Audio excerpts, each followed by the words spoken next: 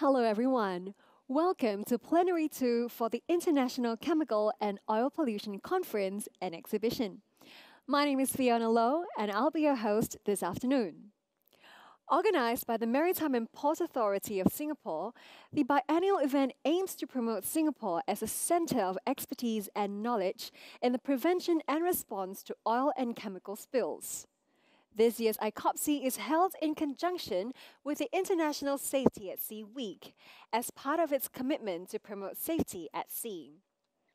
This year's theme is embracing a new era in marine environment protection.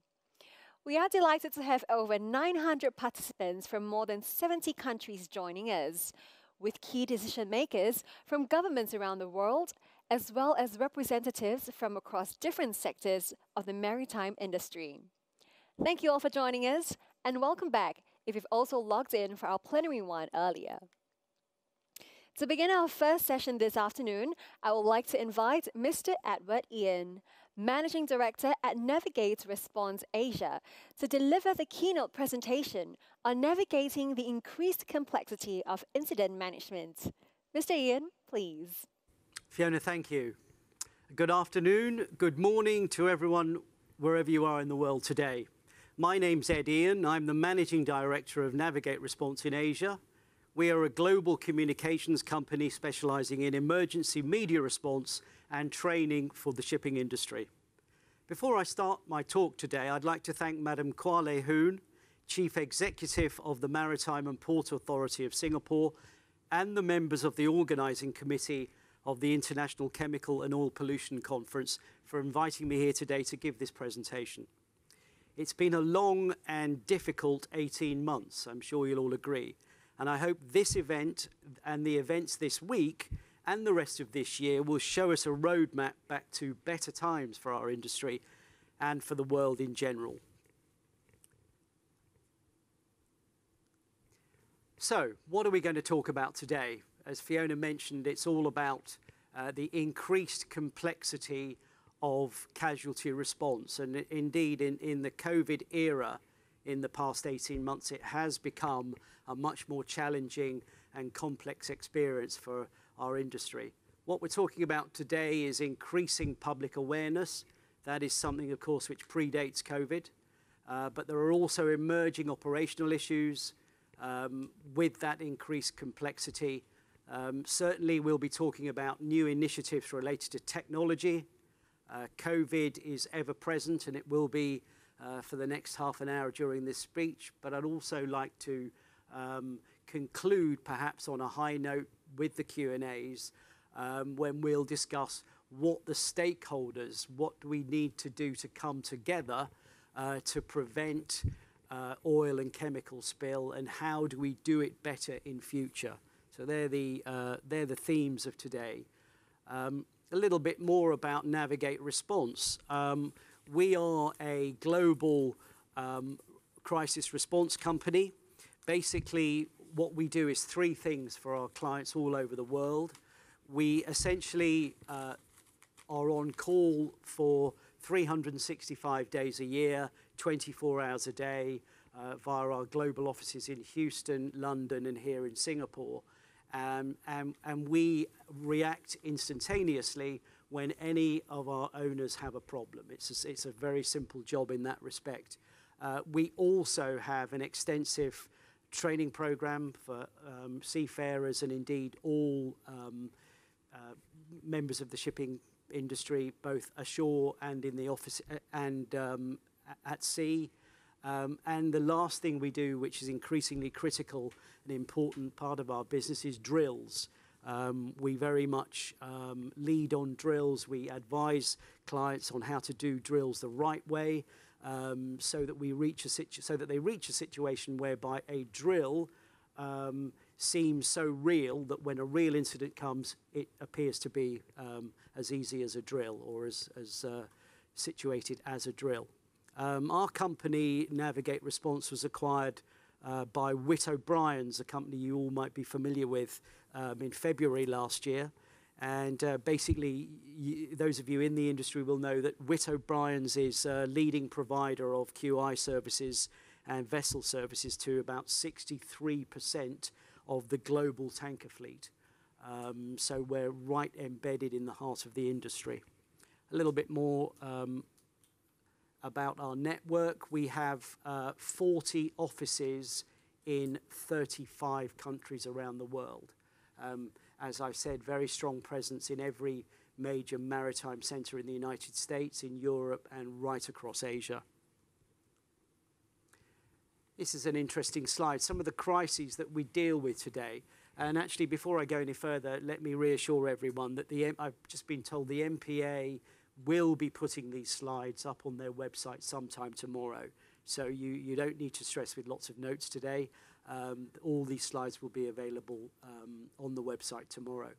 Collisions still form a large part of our response business, but increasingly, because of the social media push and the fact that shipping is an incredibly high-profile business these days in the media, we're dealing with roughly 2 or 3 cases at any one time. I think our record in the past 18 months has been something like 350 live cases we've dealt with right across the world.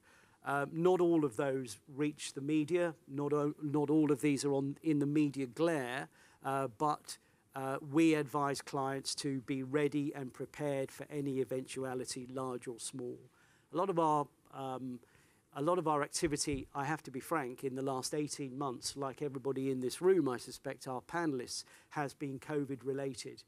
And we have dealt with, I'm sad to say, some of the dark, difficult issues related to COVID, which have caused our clients and the industry in general so much stress, ranging from suicide, violence on board ships, death, and very much all the political and social issues associated with the COVID story. So under that section other there, in fact, if we updated that, it would be much larger than the 10%. Before I go any further, though, I wanted to set the industry in some context, because I think often shipping people are very quick to beat themselves up. And this is not a pat on the back, but I wanted to give some context. These figures, by the way, these stats are courtesy of Allianz Marine. But let's be clear, in the last 2 decades, major oil spills have been few and far between in the last 20 years. Last year, there were 149 total losses, which represents a 50% decline in the last 10 years. So, you know, things are getting better. The industry is becoming safer, and the industry is much more mindful and able to deal with difficult incidents of oil spill and related issues. This is a slide from ICOPCE, the International Tankers Owners Pollution Federation. This shows that the volumes of oil and gas cargoes have grown exponentially in the past 2 decades, especially in this part of the world, of course. But the number of spills from tankers has actually dropped considerably. Now, that's not an excuse for complacency, and our topic today must be seen in this context. Some more stats for you.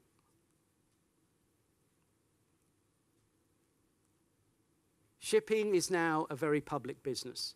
I started as a reporter on the Lloyd's List newspaper in London, dare I say it, 25 years ago, and it was very much a clubby private industry. It was very opaque, seen as an offshore business. The only thing people knew about shipping 20, 30 years ago was its dynamic was flags of convenience. It has now given the revolution, I'd call it, in digital technology and the ability to see things instantaneously around the world on our smartphones. It has become a very public industry. And this, of course, is allied to the fact that the industry is under pressure.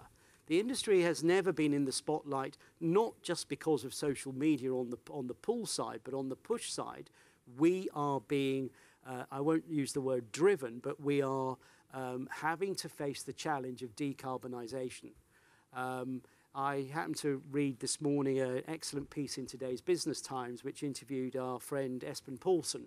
And Espen was quick to say in that article that by far the most important thing, Espen is president of the ICS, by far the most gripping and immediate concern that his members have is the decarbonisation issue. And this will continue in all our working lifetimes. Let's make no mistake about that.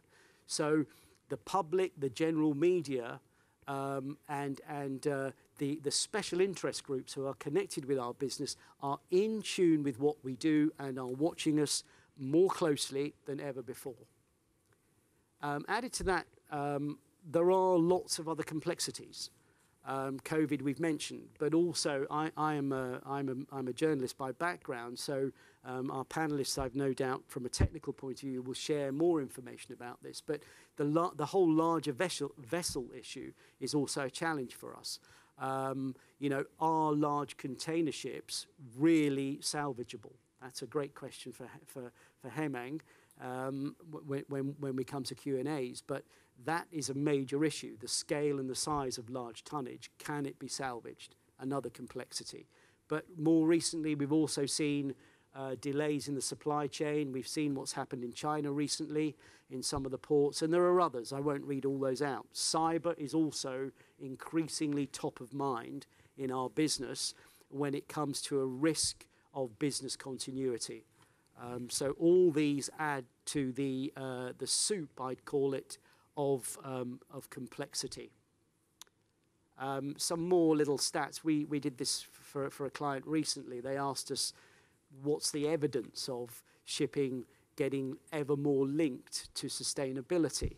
And this was just a track of Google searches from 2010 to 2020, which shows the number of times people all around the world key in the two words shipping plus sustainability into the search engine, and you can see again the significant growth there.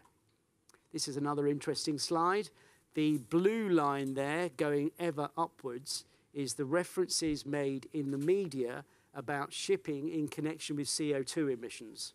Again, since 2010, some of you will see up incredibly fast. But the grey line there is, interestingly enough, is the aviation sector. And we all know how much contribution to the CO2, to global CO2 emissions the aviation sector makes. But interestingly enough, the number of references to that industry in relation to CO2 references is actually going down. I wonder why that is. There are other issues we're dealing with every day. The rise of the NGO. This was an incident with a vessel in which Greenpeace boarded. A lot of the NGOs today with a direct stake in the industry are themselves significant PR machines. These are sophisticated operations, well-resourced, with people who have a very strong, some might say, political agenda. It's not all about oil pollution. It's about the behavior and the attitude of the industry towards the global environment. This is another fascinating picture we use in some of our slides for clients. That's actually a picture of an oil spill in Brazil, a significant oil spill. And before any evidence was produced about that incident, the media in Brazil immediately pinpointed the shipping industry. Without any evidence whatsoever, it was seen as another oil spill on Brazil's beaches.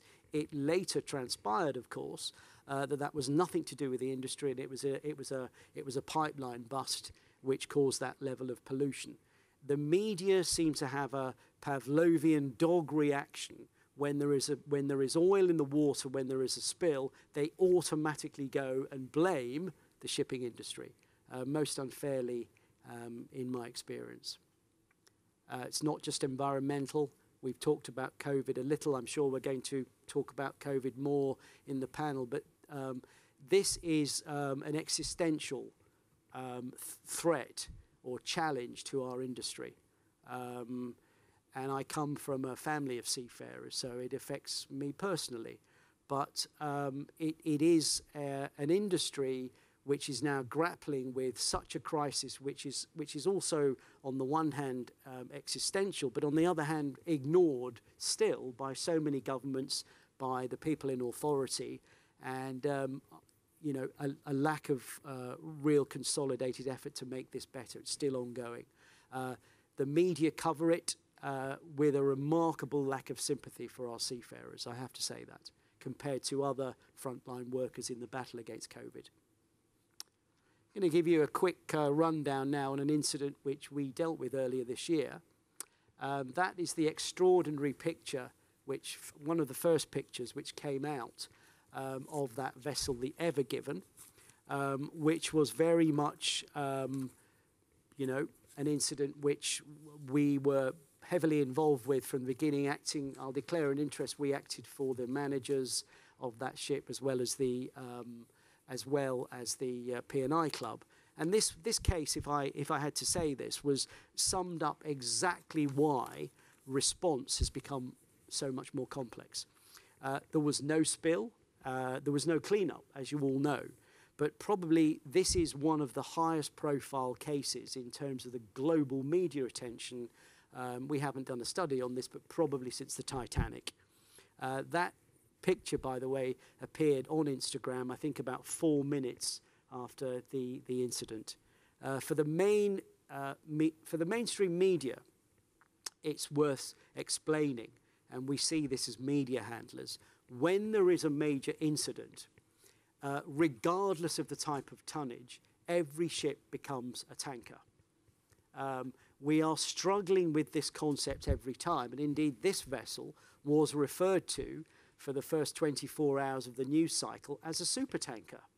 So, you know, it's not about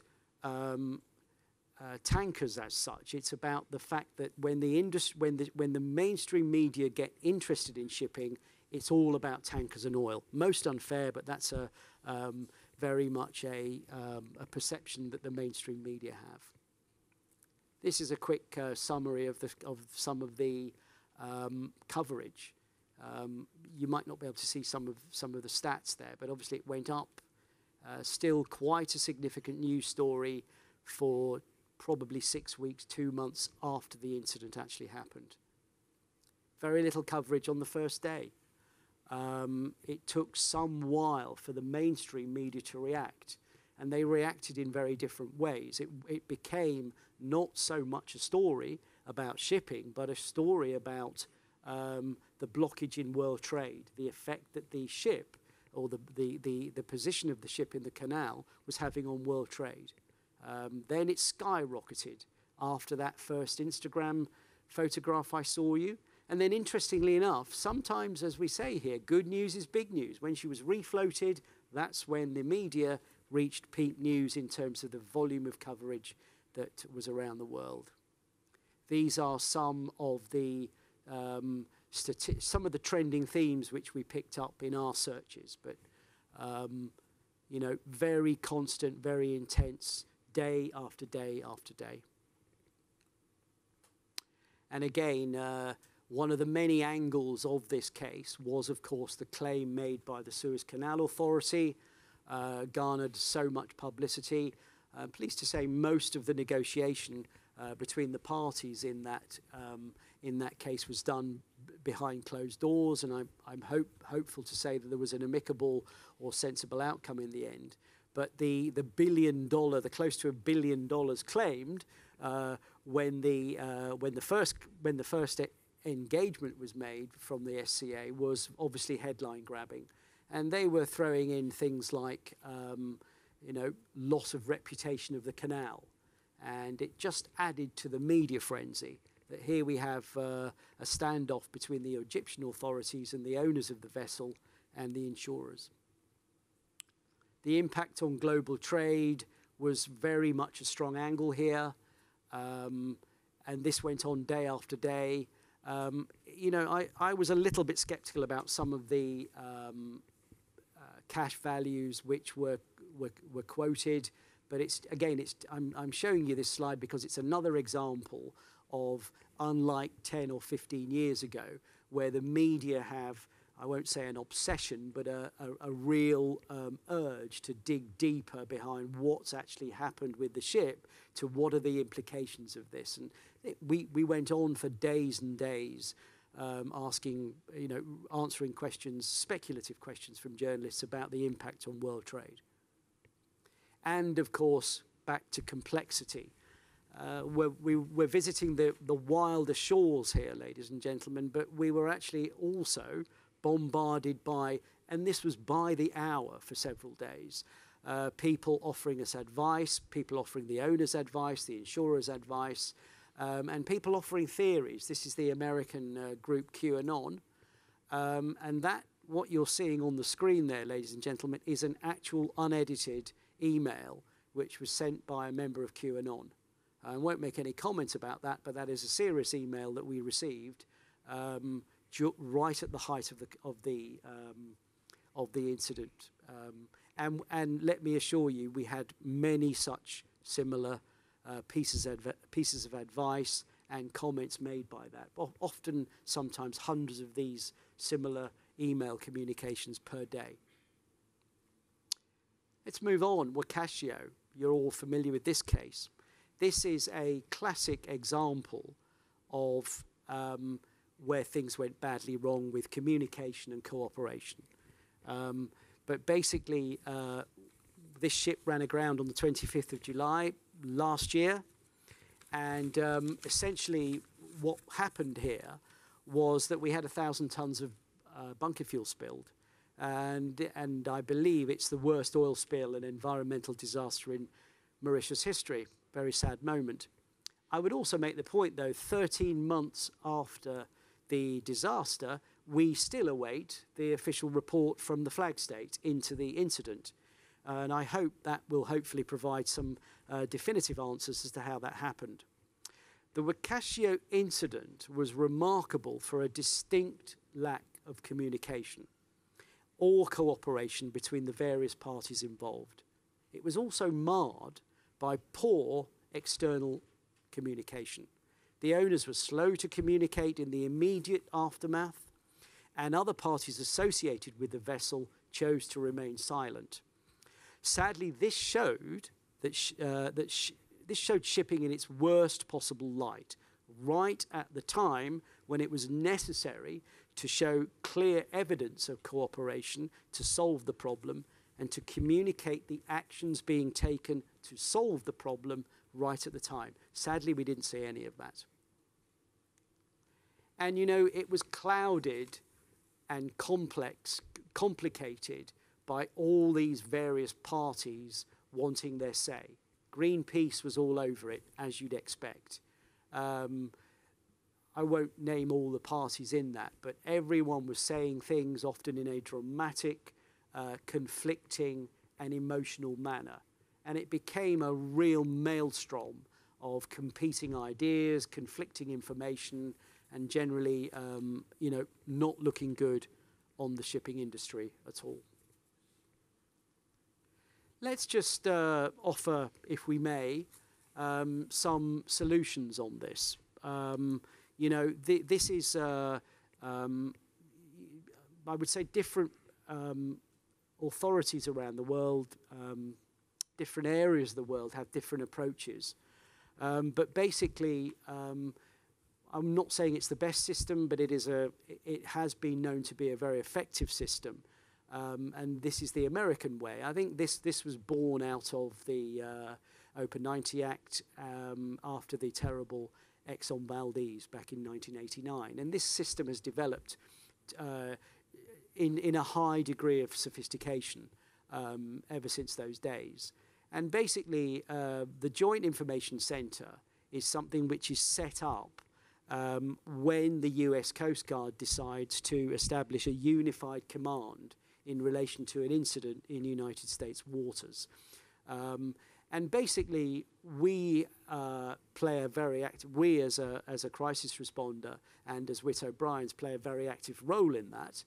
We act as the QI on behalf of many owners in incidents in the States. And we support it because we think it's good for the owner. We think it actually It's not about media control as such. You can't control the American media. It would be naive to think you can, but it does give a single voice with consistency. And that is something which everyone in the industry should aspire to. You should ask yourself as an owner or an operator, if you have an incident there, should you take part in it? And I think the answer is mostly that you should. It's not mandatory to participate in a JIC, in a Joint Information Centre. But the role of the Public Information Officer, the role which we play, by the way, is absolutely central within the Joint Information Centre. There are lots of benefits. You're able to maintain your own company's identity within the Joint Information Centre. It also allows you to correct and insert company-specific information into what the Coast Guard and the other the oil spill response authorities might be saying about the incident. Very useful, and it does help you if there are misimpressions and misinformation. It gives you a powerful platform with which to correct misinformation. It also, of course, allows senior management, and it must be senior management of a shipping company, an operator dealing with this, to have access to information flow from the senior management and back to senior management, a critical part of any crisis response. Singapore is different, but just as I would use the word efficient, and actually more important than that, it's proven. And this brings back memories for me. Some of you with greyer hair will remember the Wacasio, which was I think still Singapore's worst oil pollution incident, one of them certainly, back in 1997. My personal interest in this was I covered this as a reporter in my early days in Singapore, not only the incident, but then I sat for 6 weeks or a month in the court, as you'll remember that both the masters were put on trial here. And I think that was it was a terrible incident for Singapore, but at the same time it was an enormous learning curve.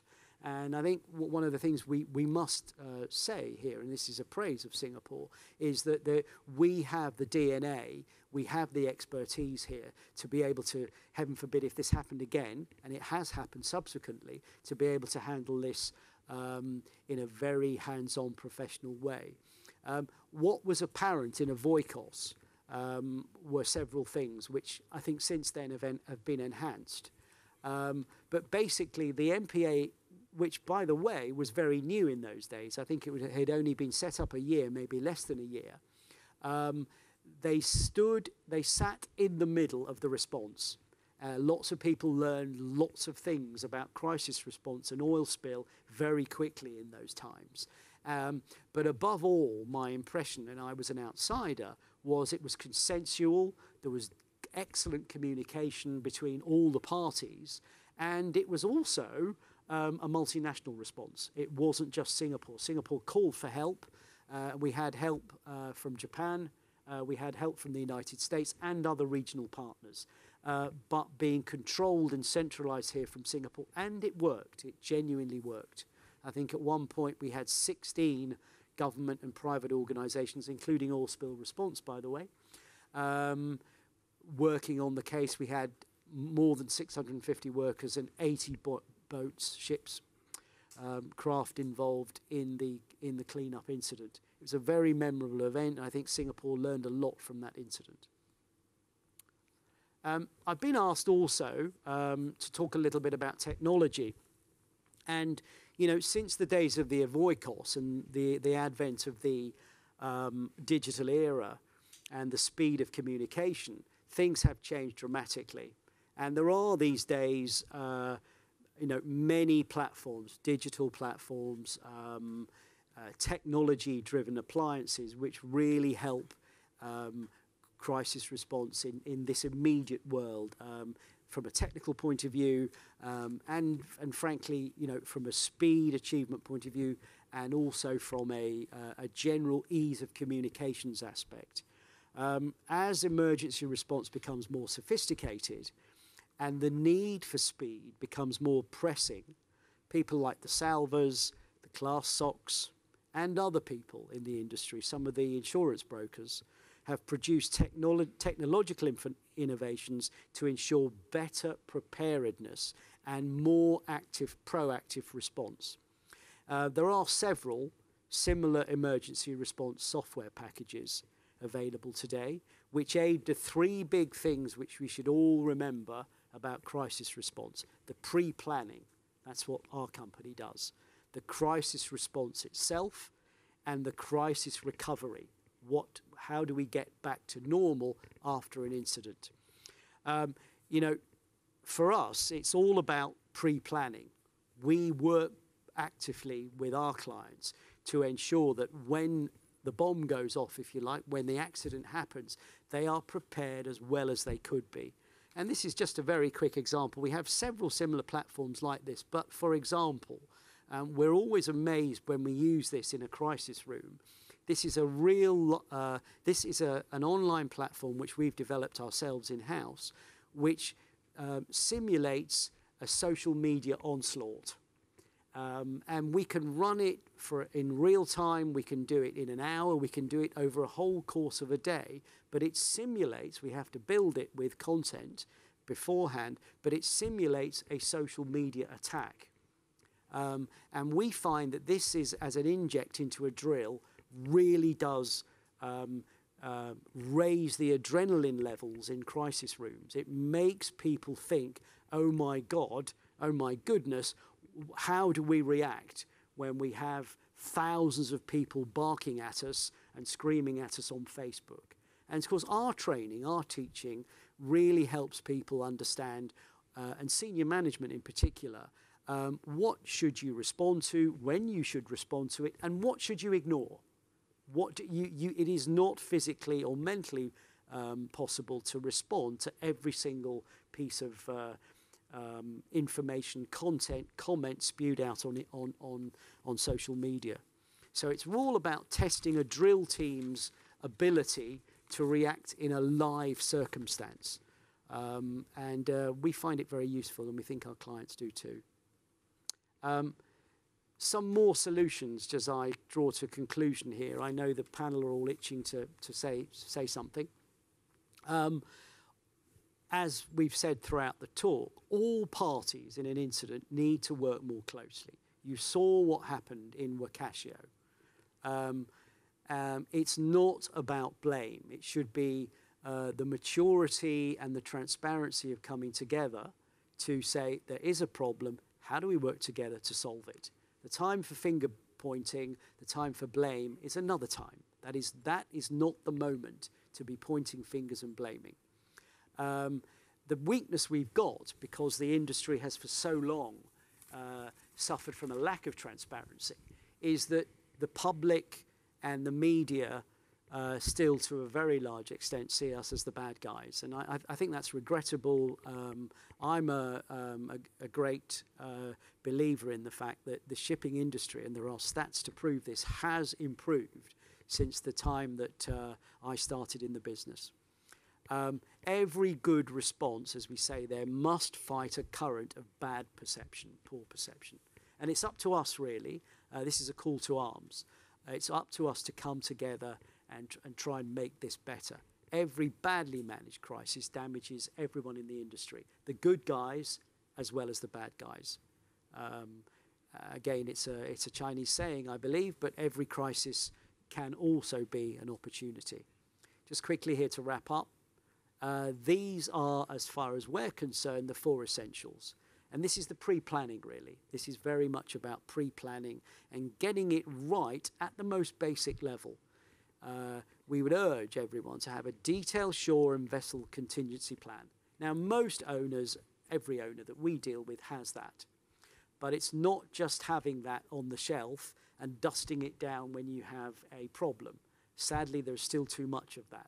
That document, ladies and gentlemen, needs to be live, dynamic, constantly updating, and above all, understood by your senior management, your colleagues, and your staff. It is not something to file away under sea. for a rainy day. And then allied to that, and we are a very strong advocate and proponent of that, is injecting your communications, I'd call it your media response, into that contingency plan. Indeed, I would argue that your media plan, your media response plan, should be at the heart of your overall contingency plan. As I've said, media training at all levels. Now today, that's an essential component for the very simple reason is today's media, particularly the younger generation of reporter, they don't want to talk to guys in suits like me or sadly the gentleman on this panel. They want to talk to the stressed out captain who's just done 8 hours on the bridge or and is coming ashore in a helicopter. They want to talk to the second mate who's just been the victim of a terrorist attack on board and narrowly escaped with his life. They want to talk to the cold and tired and isolated crew who've just been landed on a dock or in a terminal that they in the middle of the night where they don't know what's going on. They don't even know which hotel they're going to. They want actuality. They want to be able to get to, I'm sorry to say this, the most vulnerable of our community. And this is back to my point about training. This is why everyone at every level of a company in the shipping industry should have some kind of media training. We're very passionate about this. We will never stop saying this. And of course, where possible, and we have, you know, dare I say it, I don't want to give too much of a plug to these wonderful gentlemen to my left, use the most professional and trusted external resources. Absolutely critical. Where you don't have the in-house resource, and let's be frank, most owners do not, use your trusted outside partners to get this right. That's what I'd like to say. Thank you very much for listening to me this afternoon. Thank you. Thank you, Mr. Ian, for setting the stage for our panel discussion on our topic, navigating the increased complexity of incident management. Ladies and gentlemen, before we begin, please note that you can click on the Q&A button at the bottom of your screen to pose questions to our panelists. Our moderator is Mr. Edward Ian, Managing Director at Navigate Response Asia. And thank you. Joining him on the panel, we have Mr. Dougal Aitken, Chief Executive at Speaker Services Group. Mr. Ahmad Nazri, Response Team Manager at Oil Spill Response Limited. Mr. Heyman Fall, General Manager at SMIT Salvage Private Limited. And Captain Kevin Wong, Port Master, Maritime and Port Authority of Singapore. Mr. Ian, the stage is yours. Thank you, Fiona.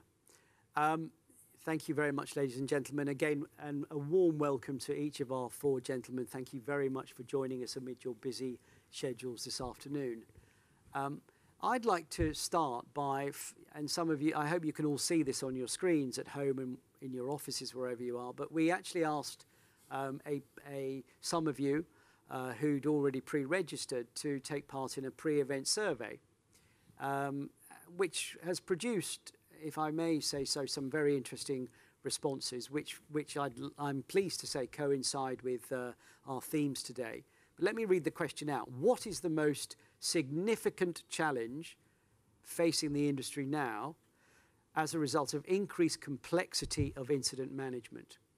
And I think we have around 1,000 people tuned in this afternoon. I'm not sure whether all of you responded to that.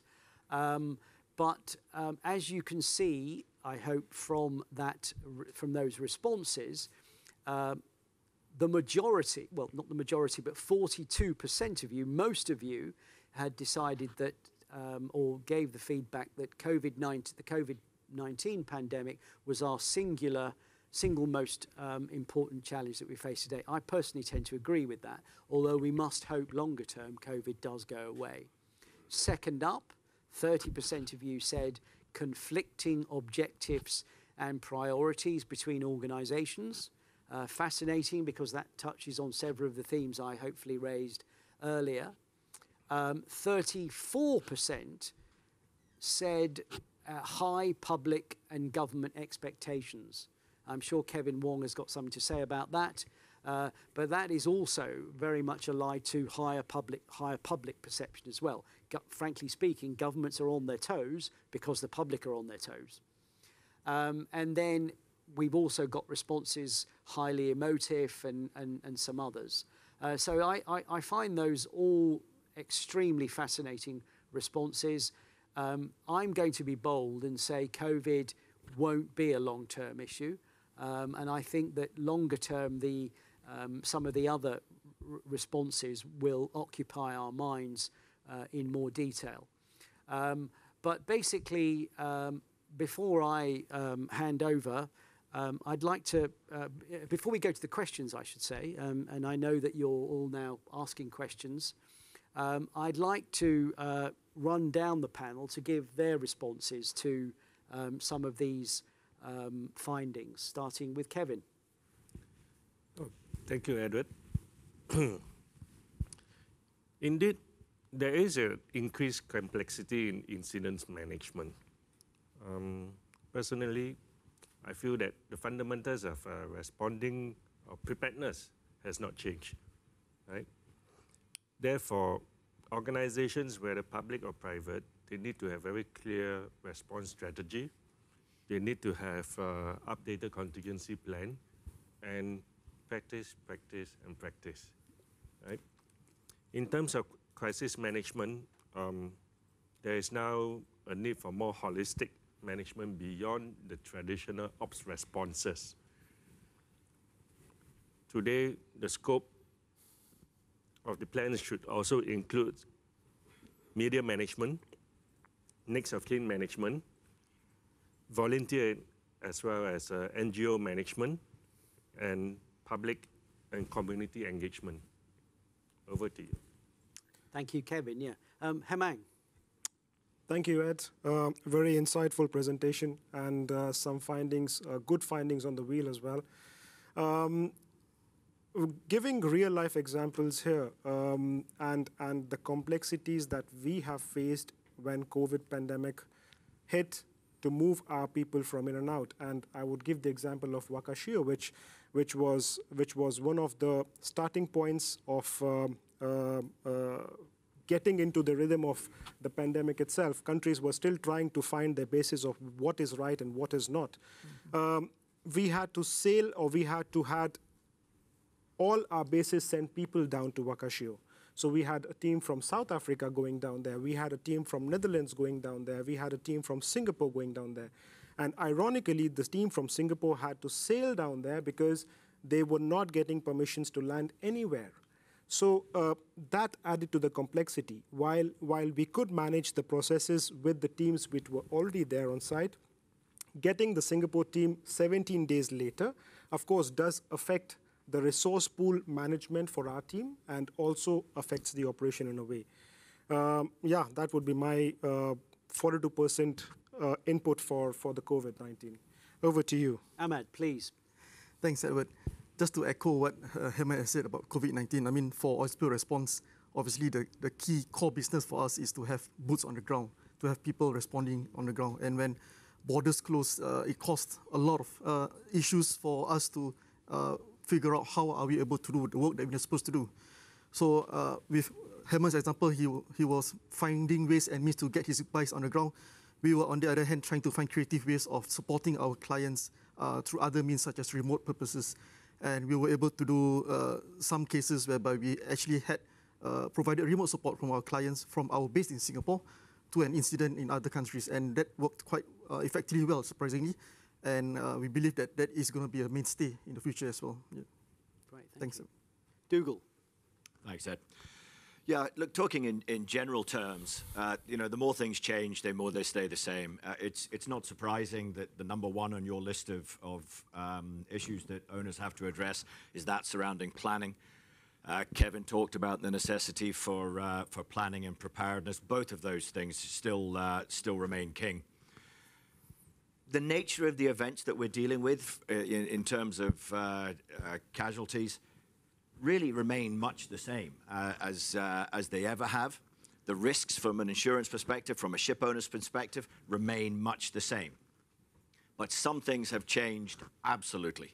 The value of these incidents when they occur has skyrocketed. And also the ability for people to access information or to provide information, to be aware of the incident, and therefore to be concerned about the environmental impacts of these incidents that we face has again increased exponentially. But most importantly, their ability to publish that has become, so much easier. Absolutely. And that brings us back to those issues surrounding planning, the management of these incidents when they occur, and the preparedness for them to ensure that you're in a position to manage these incidents as and when they occur. Thank you very much, and thank you, gentlemen, for all your comments. I believe that we now have another question, a short poll, which we're going to ask all our audience to reply to. I believe that on your Zoom you've got a series of multi-choice, but let me read it out because I think it's a very good question, and it very much follows on from what we've been talking about in the session. How do you envisage incident management in an endemic COVID-19 world? And while we wait for the responses there, let's go back to our panelists and get some specific experiences about COVID. We know MPA has been absolutely, central in dealing with this here in Singapore. But perhaps let's start with Kevin and talk about some of the challenges of COVID. Thank you, Edward. In terms of responding to incidents in a COVID environment, in recent times, since COVID, we have reviewed our plan to incorporate calibrated response with safe management measures. These plans are also tested out during the TTX for oil spill response, as well as the recent ferry exercise that we had. Yes. Yes. And in these exercises, while ground resources are being deployed, be it in the operation center as well as our at sea, safe management measures are incorporated. But going at a more strategic level, as you are aware, MPA is at the forefront of the policies for COVID, managing COVID, helping the industry to manage COVID, right? We have implemented policy to ensure that the frontliners are tested, right? They are given guidance of safe management measures and then vaccination. So in my jurisdiction, which is Singapore, right, in terms of sending out teams to project sites or to respond to an emergency, we have taken this into consideration and we have put in place measures to enable immediate response to incidents. Thank you, Kevin. Yeah. Okay, understand we've now got the results of the live poll, which are very interesting. 62% of you say that enhanced safe management measures at sites where people need to work in close proximity. That is the largest single most important factor regarding COVID. Reduced efficiency in mobilizing resources, also very, I think Hamang and Ahmed both touched on that. And then more machines remotely operated than on-site operated, again a very interesting response. Interesting enough, nothing will change. I find that hard to believe, actually. Just dwelling on COVID a moment, gentlemen, because it is the key, the central topic in many respects of casualty response today. Hamang mentioned the challenges of Wacasio, but here's a question for you, really. Do you see COVID changing what your company does forever, or is it a temporary phenomenon? Again, that's a very good question, Ed, thanks. The purpose of being a salvo and being at the forefront of providing emergency services is to be on the site as fast as possible, to assess the situation, to make sure you can manage the situation better, and for that you have to be on site. I give an example again of an emergency that happened in Malaysia a few weeks back, where we, under normal circumstances, would have just taken our people, put them on a tug, go out to the project, and work on the project per se. And fine, we do that in this case, but when we have to come back, we have to go through the COVID protocols of both Malaysia and Singapore. So that really puts the stress on how we are responding, because we are adding additional resources which may or may not convert into a project for us, right? So the question which you ask really is, if we are going to change in our approach in the future, the answer at this point is no, we have not. We still would be going with providing the fastest response by sending our people as fast as possible to site. Right. But at the same time, resonating with what Dougal said, preparing our clients with having information from them upfront. You do by OPA agreements or otherwise, where we have access to their technical data. That, if we can have beforehand, we can prepare ourselves to model their vessel and to provide them remote assistance as required. That's fascinating. Yeah. A supplementary one quickly, because that's fascinating. How good is the industry at the moment in terms of that kind of data sharing? Under the OPA Act, you do have to do that. So any vessel that is going to the United States has to provide the technical data to the preferred salvo. And so that information exists. You only have to provide it out. Now, we have seen some ship owners do not want to provide it. And some people, or some ship owners, are still having reservations of approaching a salvage company to be prepared for an eventuality that may occur. So, and that happens mostly on this side of the world, where people do understand that emergencies will come in the future or will present themselves at some stage of the life of the ship itself, but they are still having reservations in providing that information. So coming to your answer, we do have resources to do that right now at this time. Great, thank you, Hemming. Dougal. Yeah, a couple of issues. If we go back to the wagon wheel of concerns that the audience said that they had surrounding COVID and the current environment, one of the larger sections was concerns about multi-jurisdictional issues. And in many waters in the world, and certainly here in Southeast Asia, if you have a major incident, let's say results in a pollution or a navigational safety issue, it is going to affect multiple jurisdictions. No two ways around that. And how you deal with that has always been complex. You know, people have different emergency response plans, countries have different response plans, countries have different response capabilities.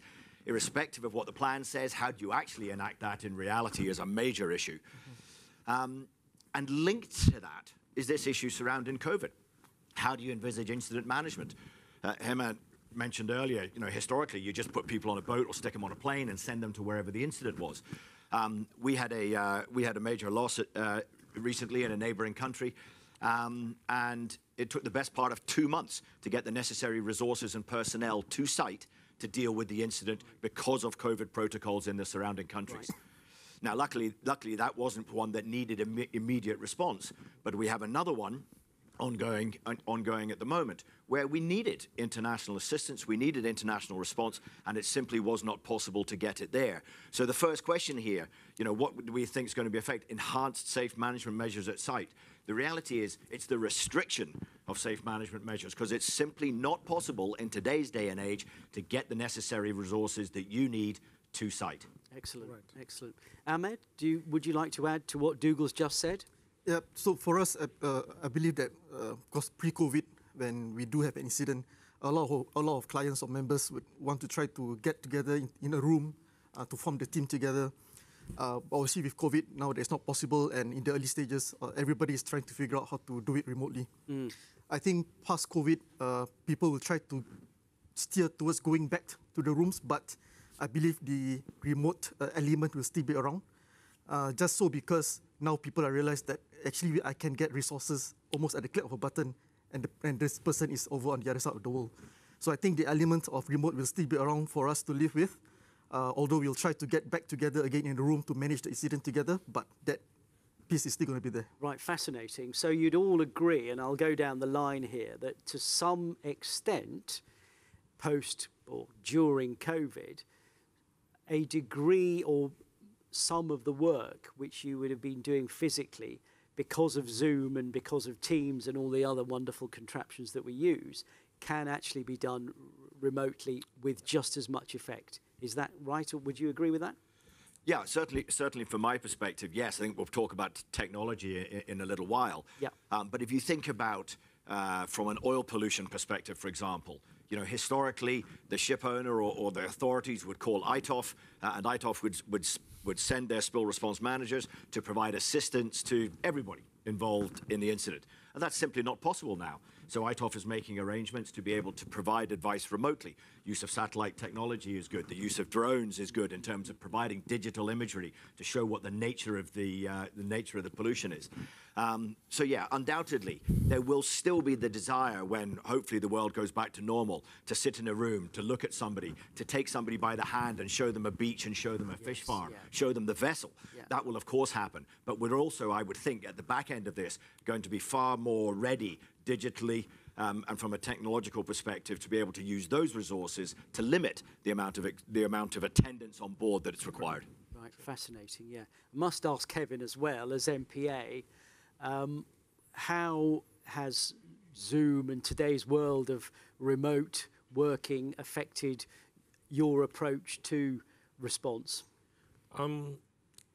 Technology, we are constantly on the lookout for technology enabler to enhance our response efforts. Even pre-COVID, we have started exploring with CCTV network on the coastline, and then we move on, learning from ground operations experiences. We started installing cameras on our petrol boats, and then with live video feeds back to the ops center, and then we explored with UAVs and with live feeds back to our ops center.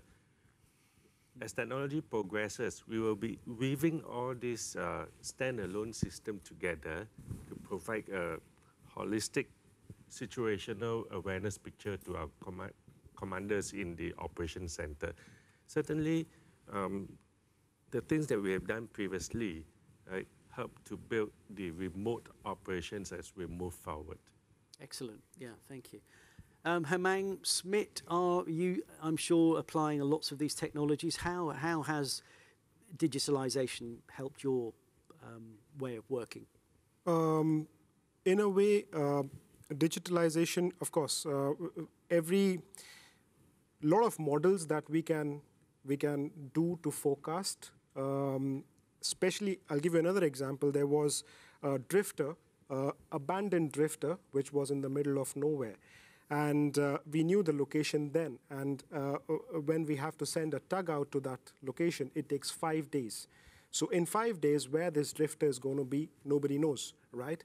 Now, using technology and the modeling, we could pinpoint, right, what is the vessel like, what is the draft of the vessel, what is the drift going to be like, and the tides.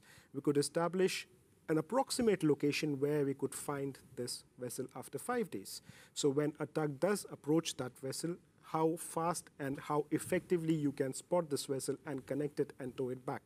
So that's an enabler, right? 5 years back we had, or maybe 7 years back, we had a vessel called the MOL Comfort that broke into two. And we were looking for the forward section because we couldn't find the forward section for a day. So that has definitely changed. So truly, salvage or salvage approaches are also being improved with the help of technology. We have drones which now are passing on messenger lines. In the case of Wacasio itself, we used a drone to pass on the messenger line because there was a lot of waves, the sea breaking up, closer. So we had to use a drone to pass the line. That's another enabler as well.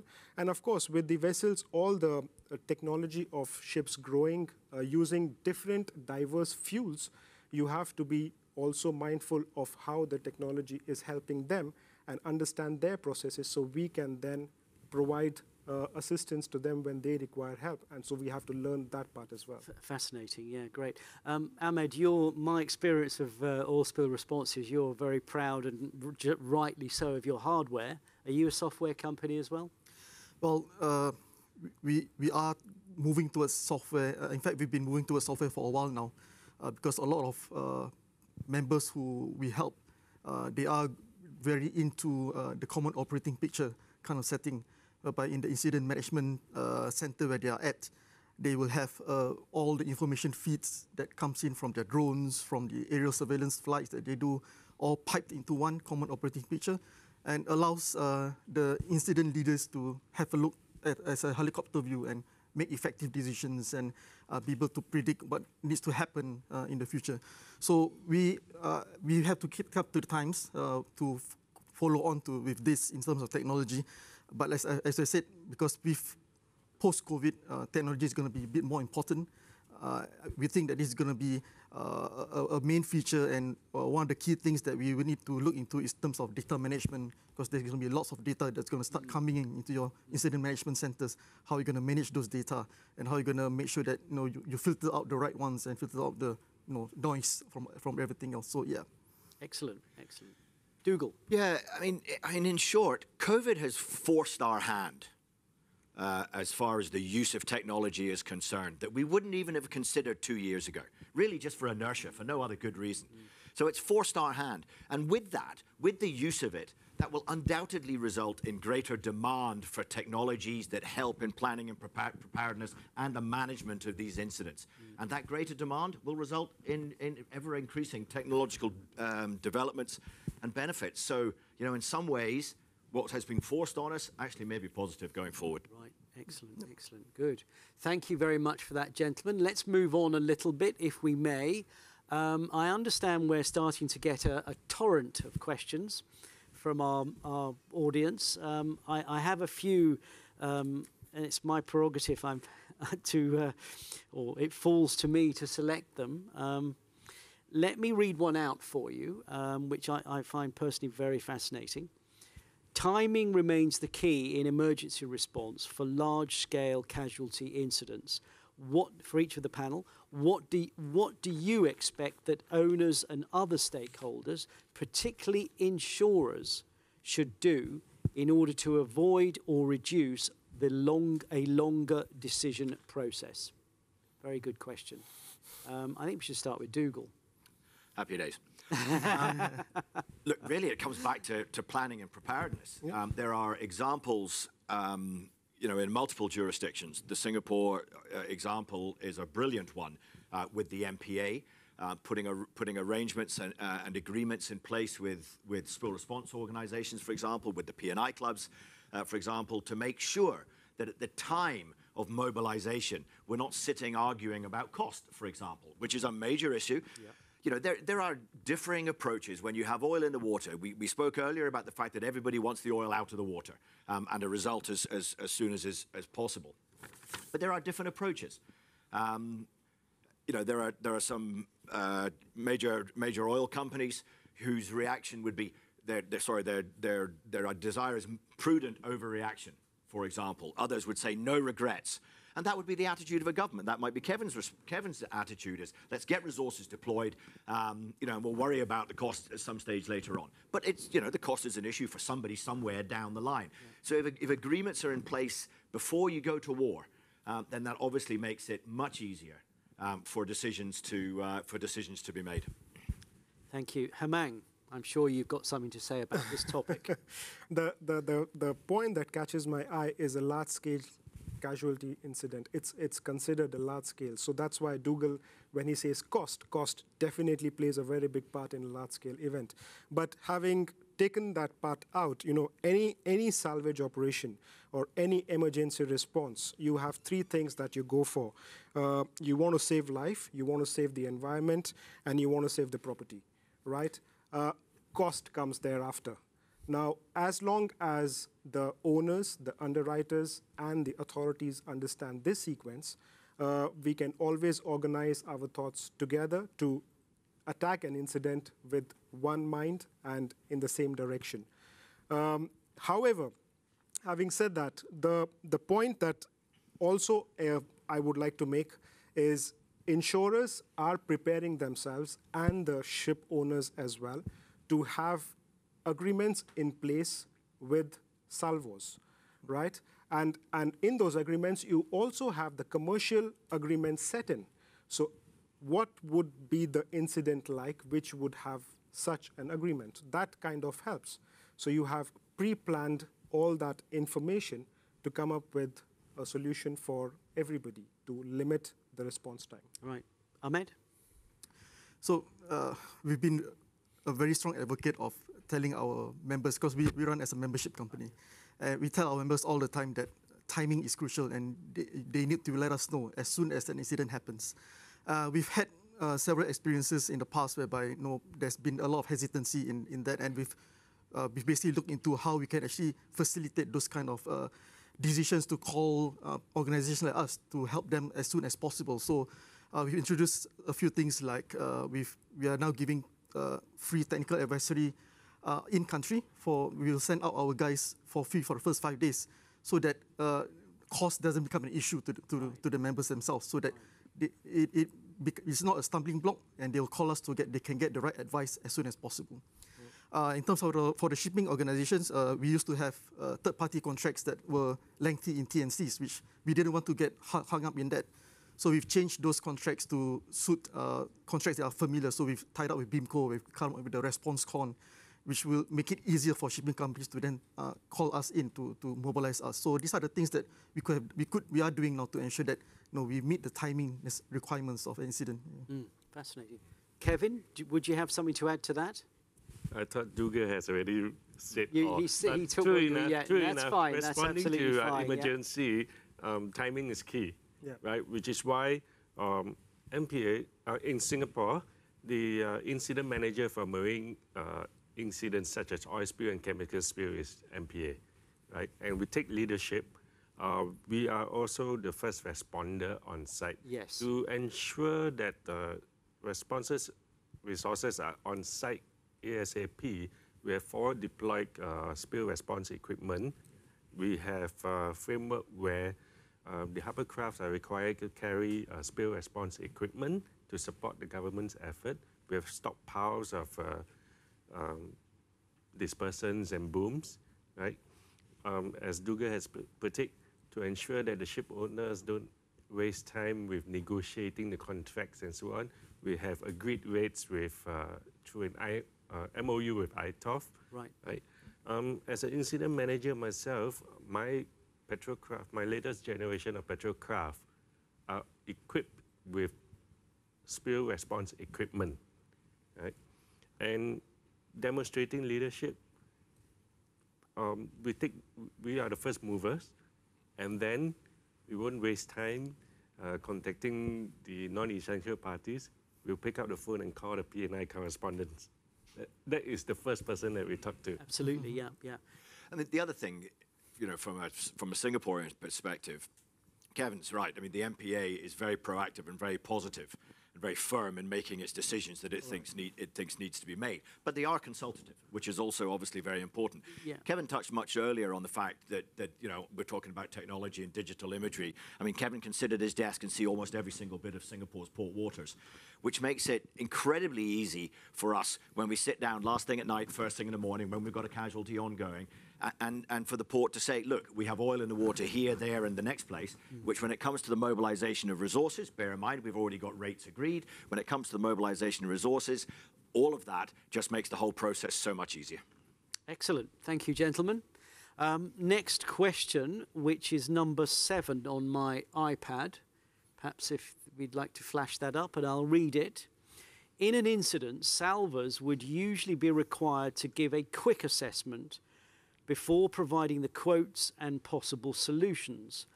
One for the panel. What alternative measures could be adopted when there's travel limitations due to COVID-19 protocols. Back to COVID, but we must go back to COVID. Yeah, Kevin? Okay. In terms of what are the responses, as I mentioned earlier on, MPA being the incident manager, we are always with the first responder. In our response plan, right, we tiered the response level based on level tier 1, tier 2, or tier 3 spills. And in our plans, there are response resources calibrated for different tiers so as not to over cater or under cater for a situation. Correct. And then until such time where by the time the salvers are appointed or arrive on site, by which time we would have stabilized the situation before handing over, or they will work together with us to stabilize the situation. Excellent. Yeah. Hamang, would you like to add to that? Yes, with that question in mind? This is, again, a question that is at the core of cost, right? And in my opinion, we historically, even before COVID and long before COVID, we have a contract which serves this purpose, which is called the Lloyd's Open Form. Yeah. Right? You put in your resources as much as possible to mitigate the solution, and if you perform, you get rewarded. It's a risk and reward equation. Very much.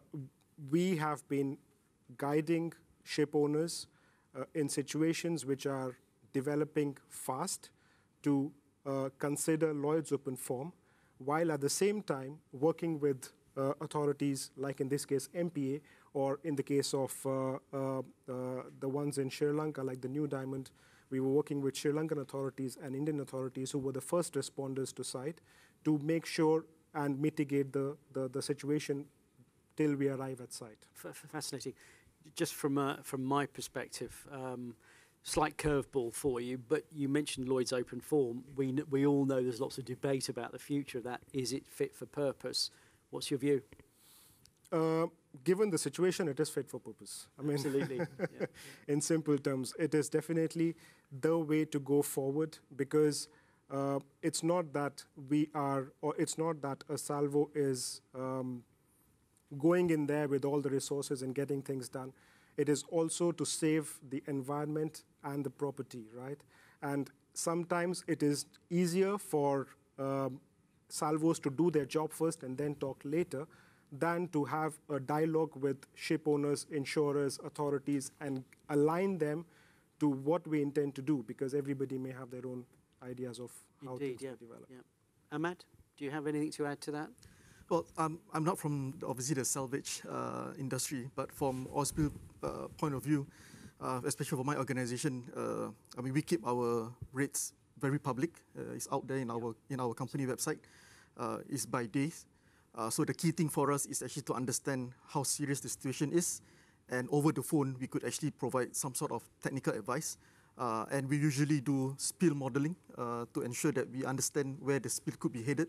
So that would probably give us an idea of what sort of equipment is needed and a rough idea of cost as well.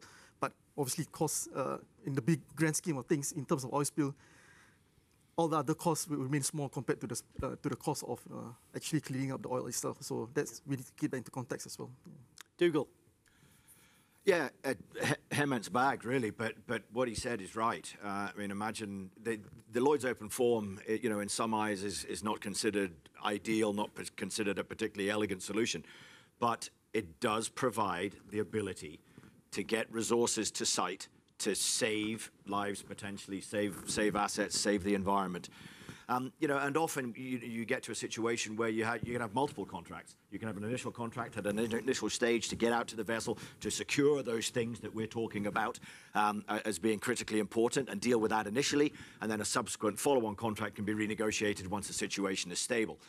Now that is probably a situation, if this COVID situation continues, that we'll see more of, because the difficulty for Hemant, and other salvors is that they will be increasingly reliant on third-party information as to the situation on board the vessel. Yes, yes. And that can be a dangerous thing for everybody. If you take a vessel situation, where is that information going to be coming from? It's going to be coming from the master of the vessel, be coming from the owners of the vessel, and their advice, their information that they're provided might not necessarily be aligned with exactly what it is that the salvor needs to see at that critical time. So yeah, I mean, as it stands at the moment, I think it's a tool that we need. Excellent. Yeah, we've all mentioned the C word, cost. And, usually, it doesn't always follow, but it usually follows that when things get more complex in shipping, costs go up. Maybe not one for Kevin, but for the three of our commercial friends here, how do we keep costs under control? Or do we just assume that the insurers will always pick it up? Let's start with Hemang.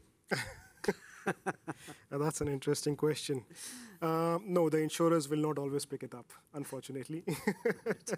But the point is, the cost is a driver, and it's always on the higher side when you are doing emergency response. We call it the dry salvage, right? The emergency response. When you flip it around and go to the wet salvage, when you're talking about wreck removal operations, the cost driver can definitely be worked on because you have time to go for tenders, you have time to look at all the other salvos and their solutions. But when you're going for an emergency response, generally we have to come up to an agreement of who we are putting on and why are we putting them on and what solutions are we going to provide to them. And that's where, coming to what Dougal said about the part of the intermediate contract between the dry and the wet, that's a gray area, but your guys are there on site by then, and you can definitely work on with the scenarios on hand. Yeah. Ahmed, costs. So for us, I think launching an effective response is critical in reducing cost. And what I mean by that is that we need to be in conversation with all the key stakeholders to ensure that the response plans or response strategies that we're going to adopt will be fit for purpose and will suit the needs of the incident. We're not going to throw every piece of kit that we have in the stockpile there to just show that we're doing something. Yeah. If the oil spill is going to an island, we're not going to boom the entire island. That's how we reduce costs. We have to make key effective decisions, and that has to be part in consideration with all the key stakeholders, like ICOPCE, like the incident managers and all that. Yeah. A key issue here, Ed, is trust as well. Matt talks about, we're not going to mobilize every bit of equipment that we've got. Sure. But historically, you talked about, about the industry, Ed, looking at shipping and always blaming shipping. But at the same time, historically, shipping would look at the providers we have here on the panel and think, what are they up to? And there was a fundamental lack of trust. Absolutely, yeah. But the cost issue, I mean, you very nicely left Kevin out of this equation. But part of the reason that costs are escalating is not Singapore specifically, but in certain jurisdictions around the world, the demands that are being made on ship owners by the authorities are going through the roof. And that has a definite and direct impact on cost. Thank you for that. Excellent, yeah. Right, there's a question here for me, but I'd like everyone to answer it. You mentioned, this is reference to me, training in relation to incident management, very important part of this. Based on our experience, or my experience, can you share with us what type of training you would like to see for shipping companies? And I don't mind saying, because he's named himself, this comes from Nazir, friends at the Britannia Club, yeah. Nazir, that's a great question. As I said in my paper, we are passionate advocates of training at every level. Now, don't misunderstand that. What I'm not saying is every single member of your staff, whether it's the junior purchasing manager or whoever, needs intense media training. They don't. But what we say is every single person in the industry either ashore or at sea, need some kind of basic training to understand, excuse me, that shipping is a risk business, and because we exist in a risk business, we need to be aware of intrusion in times of stress, and the fact that we need to know our own roles in terms of what to say and what not to say when there is a problem. This is not heavy 3-day management breakout sessions. This is basic, simple training which gives people an understanding at every level of a company of their role in an incident. Most of the mistakes I see, most of the trouble that owners and the industry get into is when staff are not trained, and they either act with hostility towards the media or they say the wrong things. And this is immensely damaging. But I'd like to open the floor to the four of you as well. Dougal. This specific issue about training your staff to deal with the media has changed a lot for us. You mentioned the Avoikos 25 years ago or whatever it was, and we had a standard rule in our organisation at that time that if anybody from the press called, the only person that could speak to them was me. But the reality was I had no media training, and as you all know, even if you just say nothing, I can't comment on that, that can be as damaging as saying, as saying something. Yeah. So that's the first thing, is that obviously it is important to understand how to deal with questions. The MPA, from a ship owner's perspective, does a wonderful job. When they have a major casualty, the MPA will have a press conference every afternoon, and they will be very factual. There's no emotion in it, very factual as to what is going on in the port waters at the material time. Very useful for a ship owner. The ship owner might still have to deal with issues at home, in their own country or around the world, but from a local perspective, the MPA does a very good job of that. The extension to that, when you're talking about kind of casualty management, there's a real danger when you've got a major casualty ongoing, a ship is possibly sinking or sunk, and you've got oil in the water, to rely on the grey hair and have the senior people in your organisation do what they've done in the past because they've been there for long enough. But if you do that, eventually you will get to a situation where nobody in your organisation understands what to do.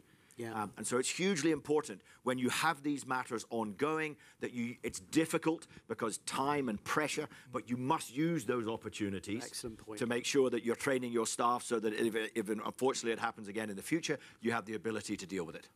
Wonderful, wonderful.